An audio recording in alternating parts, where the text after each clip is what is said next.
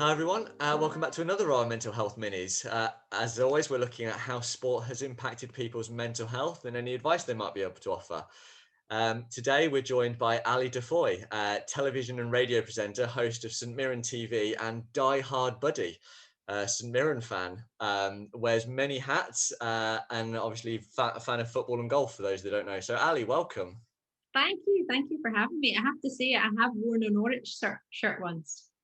Really, I'm Yeah. I'm intrigued. Do very quickly tell us. When I was working down south at a radio station, no, a television station, a telefib, they invited me along. One of the boys who worked on the cameras there had a friend who worked at Norwich, and he said, "Why don't you come down?" So they gave me a Canary shirt, and I sat in the crowd and thoroughly enjoyed it. They won that day. It was a long time ago, but yeah, had a great day. Excellent, nice. As we've discussed, the point of these videos is to kind of show people that mental health can have an effect on anyone, but there can be both sides to it. You can have negative and you can have positive. And I know from obviously we've known each other before, and I've seen some of the stuff you do. You try and keep a very positive mental health of yourself. So talk me through kind of the things that you go through on a daily basis. Talk me through your mental health. What experiences have you had, good or bad? Oh gosh, I think a lot. I think for me, mental health is being able to cope with life and everything that life throws at you and how you get through it. And some days that can be easy, some days that can be great. The sun's just started streaming in the window, and that makes me happy. That changes my mental health straight away. As in, I'll wake up in the morning if the sun is shining. That already puts a spring into my step. And I think it's true when some people say you wake up and you can wake up on the wrong side of the bed. You've maybe just not had a good night's sleep and you've woken up and you just thought, I just don't feel myself today. I just don't feel great. And I think recognizing that and understanding that, and then being able to go about your day and think, you know what? Music makes me feel better about life. Sport makes me feel better about life. I'm going to try and factor that into my day to make me feel a wee bit better about how it's starting, because it can always get better and you can always change it. But I think it's that realization of, how do I feel today? Just checking in. And once you've done that, then you can maybe do something to help that along the way each day. I, Does I that I help? think it's a very good point. It is often it's about recognizing it, and I think a lot of the times when people do struggle is they don't always recognize where they are in that moment in life, and don't necessarily try and deal with it. And I'm not for myself, I'm definitely not suggesting it is always easy to deal with it, but I think you're right about the first step is recognizing it, whether you are at the beginning of the process or whether you are a lot further down it. Once you recognize it and are able to handle it, then you can start to do something about it. And I think that's the most important thing. Like, mental health for me, I've realized over the years, is just as important as your physical health. And you need to do the things that make you feel good to enable you to have a great day, and do less of the things that don't make you feel good. And it can be as simple as things like that: who you surround yourself with, or what you do. You can change that. You can change who you spend every day with. You can change who you hang out with. You can, obviously, in COVID times, it's probably made a decision for you one way or another. You might be stuck with people that you don't necessarily want to see every day, or vice versa. You might be on your own, like me, and wish. I'm a hugger. I love to hug people, but you just can't do that right now. It sucks. But that changes my day. If I can wake up and give someone a hug, like family member, a friend, whatever, go and meet them for coffee and just have a good squeeze, that to me makes me feel good about life. And other people are the complete opposite, and they're quite happy on their own and they prefer that. So I think it's just knowing what you like, knowing what you don't like, and adapting your life so you have more of what it is that you want and less of what you don't want. I absolutely agree with you. And you mentioned earlier on, and kind of the point of these videos, or the reason they started is how sport can have an effect on you. And obviously, I know you enjoy golf. You've worked at Carnoustie. You are very, very proud St Mirren fan. Do you mentioned that you kind of involve sport to help you? Um, does sport ever have a negative effect on you? Oh, absolutely. Absolutely. But it's how you deal with that. So if St Mirren, hopefully, touch wood, I can't find any, have a great result the weekend, I know on a Monday morning I'm going to wake up and I'm going to be like deflated. But I also know that, you know what, I'm going to get some tunes on. I'm going to watch some of their great goals. I'm going to do some things that gets me out of that negative frame of mind, because I know that when there's a bad result, or not necessarily a win where I feel, oh, we could have won that game, what happened? We could have got in the top six, it was goal difference by 2 goals. Like, oh, it's so frustrating. But at the same time, you just think, well, look how great the season's been so far. Think of all the positives. So yeah, absolutely can have a negative effect. Everybody will try and wind me up at work on a Monday morning because they'll say, oh, how did St Mirren do at the weekend? And you just know that you just need to decide how you're going to deal with that. So yeah, definitely can have a negative impact. I can decide whether I'm going out on a Saturday night or not based on the St Mirren result. That's terrible, isn't it? But it's true. Hey, with a lot of the people that I obviously deal with for this are big Norwich fans. It can have a major effect.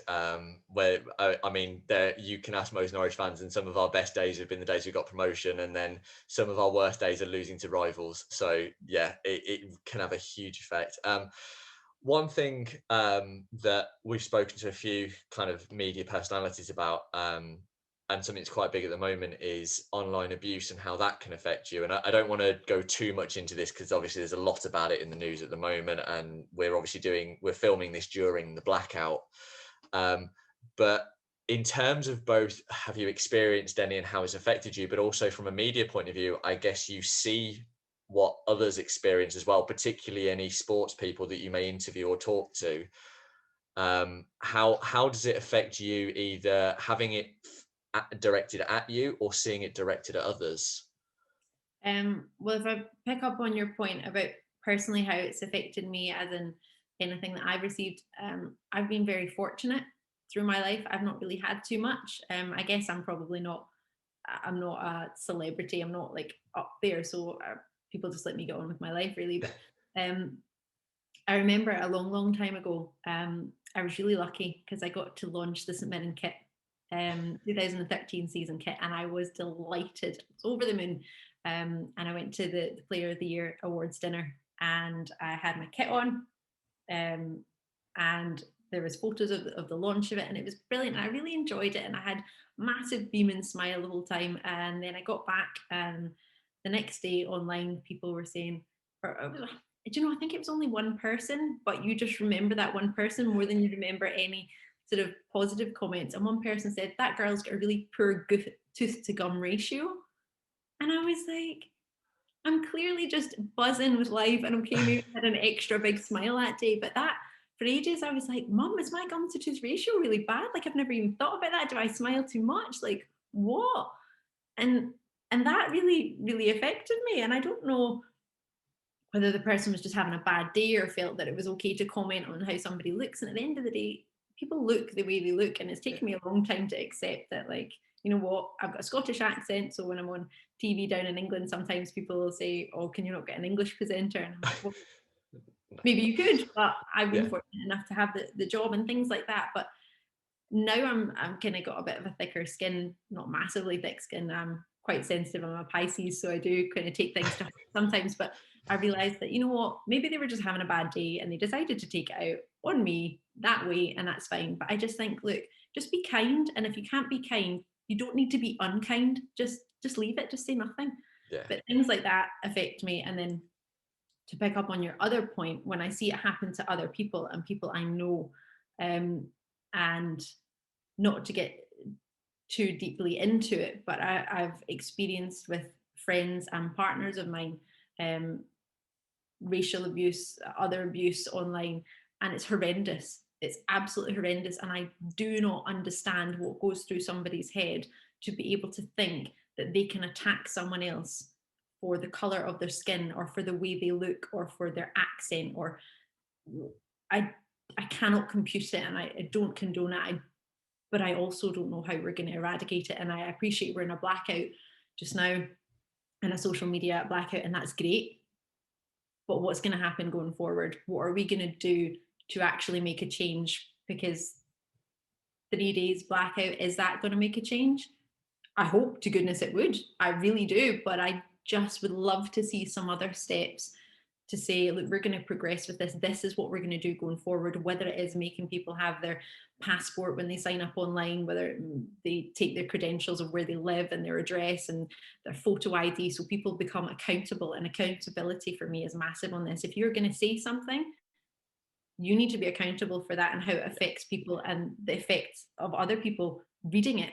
Because somebody might be really strong and just not care. It might just be like ducks, what is it, water off a duck's back to them. Yeah. But when I see somebody else being abused, I hate it. I just can't think of anything worse. I just think there is no need. Just be kind or go away. And I think you've hit the nail on the head. And one of our previous interviewees, Chris Reeve, was his mantra is be the change you want to be, and it is about be kind. There's no need to move to a slightly cheerier subject. One of the things that obviously you have an Instagram page, and one of the things you like to do is do a lot of the kind of positivity stuff. You're very I can't even think of the word I want. This is awful for an interview. You're a massive proponent of positivity and being positive about yourself. How is that something that you kind of developed over time, or do you feel that's just the kind of person you are, is trying to be positive in everything that you do? Do you know what? It's really funny that you say that, because I didn't know that that's how people would perceive my Instagram account. Like, I guess I've never sat down and spoken to anybody about it, and you saying that makes me feel really nice. It's lovely. It's not, I don't ever really think about it. If I see something that I like, I'll post it and I'll share it. And if somebody's doing well, I'll share it, because I think we need to support everyone. And yes, I'm a television presenter and a radio presenter, but if I see another female or male or youth coming through wanting to do what I want to do, even if we want to do the same thing, and I think they've done a good job or they've done something well, I want to support that and celebrate that. And I just think that's, I guess, who I am as a person. I just want to see other people do well in the way that I would hope others would want me to do well if I was doing good at something. So I don't, now I'm trying to think of all the things I've posted. I don't really know, but I post what I like, and I do what I think, and it makes me feel happy at the time. And I hope that maybe somebody might read it and think, oh yeah, that's cool. Or, yeah, no, that's not for me, Ali. I'm not a hugger. Get lost. I think the takeaway from me for this talking to you is to kind of, it's be kind and support others. And if you do that, in theory, your mental health will improve and other people will have good mental health and be positive. And if we can do that to enough of us, it will spread. I think so, but I guess that's my mental thought on it. But at the same time, I got trained as a mental health first aider when you were touching on Carnoustie Golf Links when I was there with the NHS, and it was brilliant. And the one thing I took away from that was just check in on each other. You might not be a happy, cheery, bubbly person, and that's okay. But if somebody looks like they're having a bit of a down day, or they're being overly cheery or overly happy, just say, like, you know what, how are you doing? And then don't take their first answer. Ask them again. How are you really doing? Because the majority of people won't tell you the first time you ask them how they really feel. And just checking in. And as I say, you don't have to post positive quotes to do that, but you can just say to your pals or your friends or your family, you doing okay? And that in itself is enough change, I think, that can spread to make everyone just understand it's okay not to be okay. I think something wrapped up in that you mentioned earlier, and I think it is a huge point, is surround yourself with the right people.